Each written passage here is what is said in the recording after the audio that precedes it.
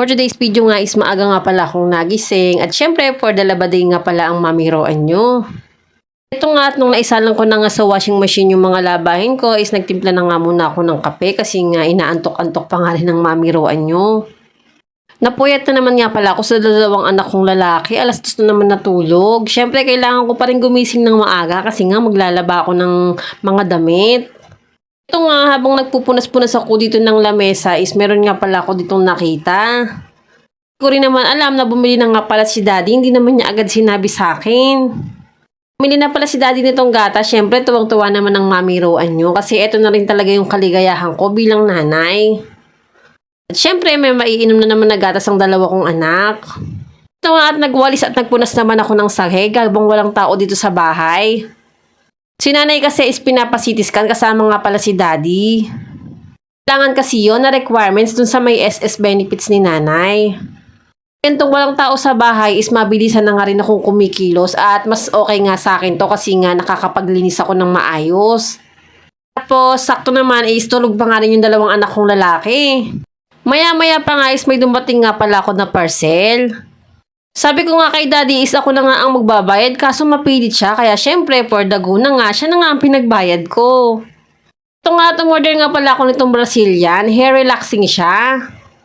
Napanood ko nga pala ito sa TikTok pero syempre sa Lazada ako umorder kasi mas mura tapos free shipping pa.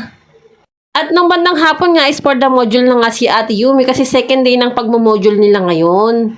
Ito nga ang dalawang kapatid niya is busy-busy nga dito sa may gilid. Lalo na nga si Kuya Calvin, tingnan niyo naman yung ikinalat niyang laruan. Araw-araw silang ganyan ng kapatid niyang si Andre. At eto nga mabilis nang nakapagsagot si Ate Yumi kasi medyo madali rin naman ang module niya ngayon. At eto nga pala yung nangyari sa buhok ko, masyadong na-damage. Kasi nga nung nagpariband ako, nagpakulay rin ako, masama rin pala yun. Nagkaputol-putol nga yung buhok ko. Ito nga, tinaray ko na nga rin pala agad yung nabili kong hair relaxing. Pinabad ko nga lang ng 20 minutes tapos nga binanlawan ko na. Syempre, diretso ligo na nga rin ako noon. Sobrang bango nga noon at nakaka-relax nga talaga sa buhok. Ito nga, dahil wala nga akong blower, sa electric fan ko na nga lang pinatuyo yung buhok ko. Tingnan nyo naman yung itsura, medyo magaan na nga sa pakiramdam yung buhok ko at maayos-ayos na nga siya compare kanina. Para sa akin, sobrang sulit nga pala ng hair relaxing na yon. 2 times a week nga pala yung ginagamit. At syempre, first time ko pa lang naman to gamitin kaya hindi ko pa rin masyadong nakikita yung resulta.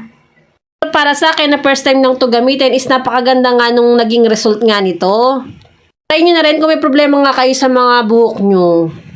Eto nga at after ko ang maligo is naisipan ko na nga isampa yung nilaban ko. O siya, hanggang dito na lang po muna. Salamat po sa panonood. Bye!